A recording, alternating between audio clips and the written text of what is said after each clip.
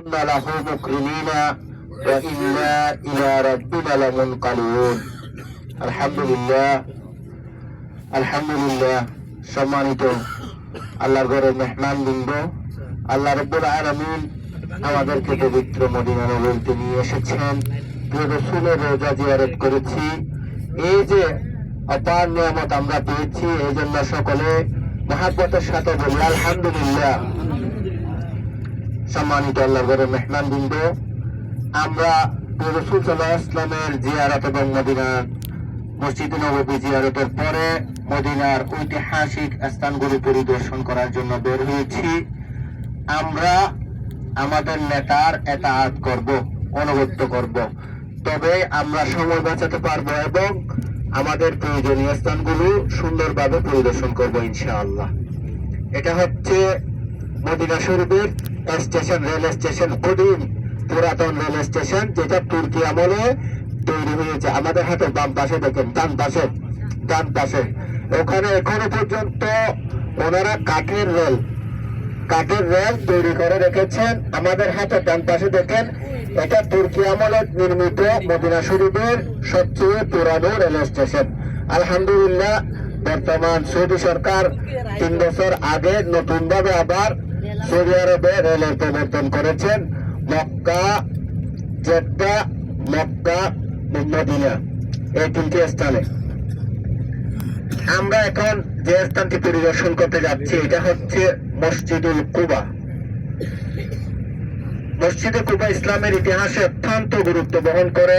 রাসূল করিম সাল্লাল্লাহু আলাইহি ওয়াসাল্লাম যখন পবিত্র মক্কা শরীফ থেকে হিজরত করে মদিনায় এসেছিলেন, তখন উনি মদিনায় আসার পূর্বেই এখান থেকে বিভিন্নভাবে মদিনাবাসী থেকে অনেকেই মক্কা শরীফে গিয়ে প্রিয় নবী রাসূল করিম সাল্লাল্লাহু আলাইহি ওয়াসাল্লামের হাতে বয়াত গ্রহণ করে। প্রায় 90 জন লোক রাসূল করিম সাল্লাল্লাহু আলাইহি ওয়াসাল্লাম মদিনা হিজরত করার পূর্বেই প্রায় মদিনার 90 জন লোক ইসলাম গ্রহণ করেছিলেন। রাসূল সাল্লাল্লাহু আলাইহি ওয়াসাল্লাম যখন আল্লাহর হুকুমে নিজের মাতৃভূমি মক্কা ত্যাগ করে মদিনায় হিজরত করে এসেছিলেন, তখন আমরা যে মসজিদে কুবায় যাচ্ছি, ওখানে সেই মদিনাবাসীরা রাসূল সাল্লাল্লাহু আলাইহি ওয়াসাল্লামকে স্টেজ তৈরি করে উষ্ণ অভ্যর্থনা জানিয়েছিলেন। সেই স্থানটি হচ্ছে সেই ঐতিহাসিক মসজিদে কুবা। রাসূল করিম সাল্লাল্লাহু আলাইহি ওয়াসাল্লাম ওনার প্রিয় সাহাবী হযরত আবু বকর সিদ্দিক রাদিয়াল্লাহু তাআলা আনহুকে সাথে নিয়ে যখন কুবায় পৌঁছেছিলেন, তখন মদিনাবাসী সবাই তালা আল বদরু আলাইনা মিন সানিয়াতিল ওয়াদা ওয়াজাবাত শুকরু আলাইনা মাদা লিল হাদা। এই নাটটি পরে পরে রাসূল সাল্লাল্লাহু আলাইহি ওয়াসাল্লামকে উষ্ণ অভ্যর্থনা জানিয়েছিলেন কুবা নামক স্থানে। তখন এই কুবার চতুর্দিকে অনেক খেজুর বাগান ছিল। প্রিয় নবী রাসূল করিম সাল্লাল্লাহু আলাইহি ওয়াসাল্লাম এই কুবায় এসে ওখানে 8 দিন অবস্থান করেছিলেন এবং এখানে একটি মসজিদ তৈরি করেছিলেন, যেটাকে ইসলামের ইতিহাসে মসজিদুল কুবা বলা হয়। আল্লাহ রাব্বুল আলামিন এই কুবা মসজিদের ফজিলত সম্পর্কে বলেছেন যে, প্রিয় কোরআনে মজিদে আল্লাযী উসসিসা বিত্তাকওয়া, যে মসজিদটি তাকওয়ার উপর প্রতিষ্ঠিত, সেই ঐতিহাসিক মসজিদ হচ্ছে মসজিদে কুবা। আলহামদুলিল্লাহ, আমরা এই মসজিদটি পরিদর্শন করতে যাব, সবাই সম্মিলিতভাবে থাকবো। রাসূল করিম সাল্লাল্লাহু আলাইহি ওয়াসাল্লামের ফজিলত সম্পর্কে বলেছেন যে, হাদিস শরীফে ইরশাদ করেছেন, ক্বালা নবী সাল্লাল্লাহু আলাইহি ওয়াসাল্লাম মান তাহহারা ফি বাইতিহি সুম্মা জাআ মসজিদুল কুবা ফাসাল্লা রাকাতাইন উজরাতিল মাকবুলাতান।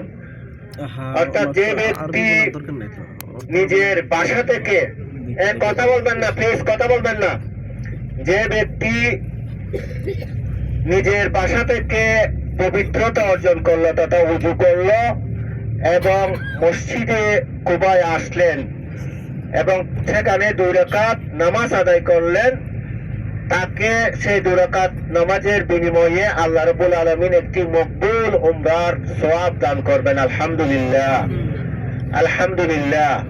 সুতরাং আমরা চেষ্টা করব পবিত্রতা ধরে রাখতে, উজু ধরে রাখতে, এবং ওই স্থানে গিয়ে 2 রাকাত এমন হুজু আর খুশু নিয়ে সালাত আদায় করব যেন আল্লাহ রাব্বুল আলামিন আমাদের আমলনামায় 2 রাকাত নামাজের বিনিময়ে আল্লাহ একটি মকবুল উমরার সওয়াব দান করেন।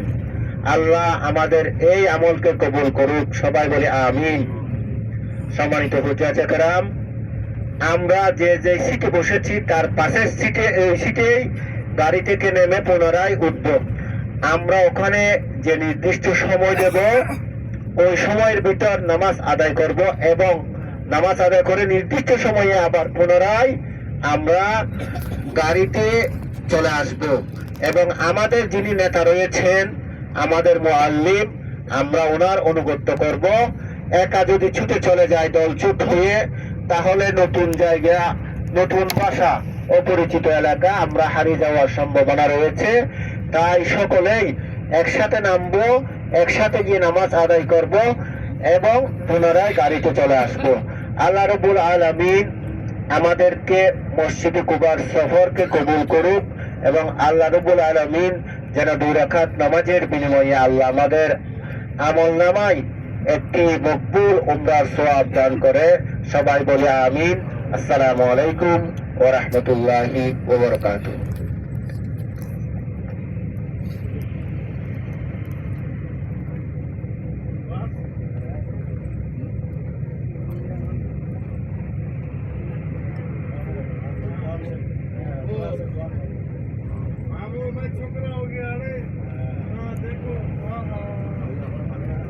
ये भी अल्लाह के पास शुक्रिया अदा करो। अल्हम्दुलिल्लाह।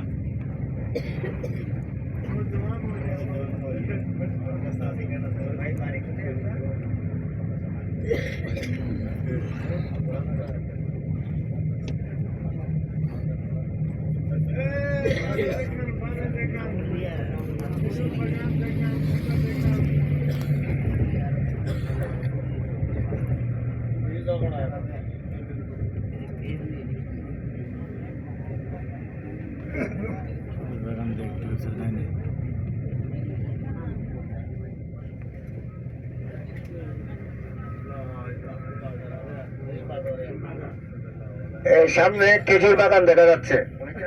খেজুর বাগানে আপনি একটু অনেকে এটা শুনে না, বুঝছেন? এই যে খেজুর বাগান নিয়ে যে বাগান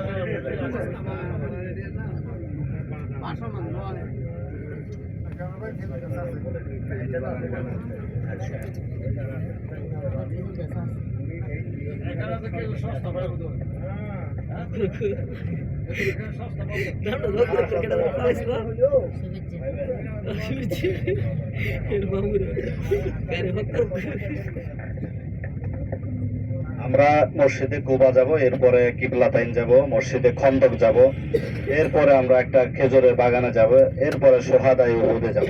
ইনশাআল্লাহ এই হচ্ছে আমাদের মোটামুটি প্ল্যান। আমরা সময় কিন্তু 2 ঘন্টা। আমরা যদি চাই কুবাতেও 2 ঘন্টা লাগাতে পারি, আবার যদি চাই এই কয়েকটা জায়গাতে মিলে আমরা 2 ঘন্টা ব্যয় করতে পারি। এই জন্য আপনাদের উপর নির্ভর করতেছে যে আমরা আসলে কতগুলো জায়গা দেখবো ইনশাআল্লাহ। এই জন্য সময়ের প্রতি একটু খেয়াল রাখা। ওইখানে অথবা অনেকেই পরিচিত লোক থাকতে পারেন, অপরিচিত অনেকে তো আগে এসেছেন। যে যেভাবে আসছেন সবসময় মুআল্লিমকে ফলো করবেন। আমরা এখানে 15 থেকে 20 মিনিট সময় গাড়ি থেকে নামার পরে শুরু হবে। এই 15 থেকে 20 মিনিটের মধ্যে ইনশাআল্লাহ।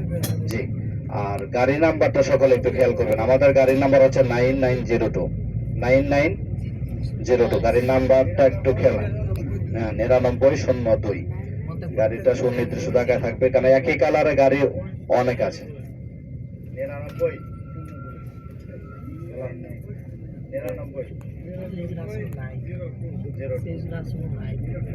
বাংলা ইংলিশ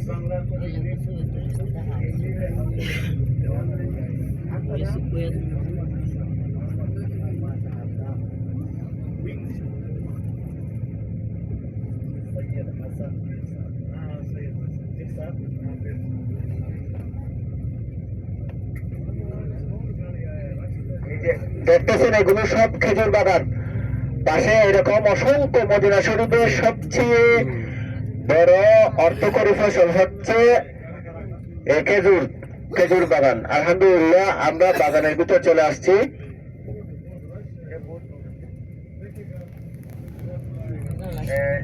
थोड़ा करीब चला जाइए।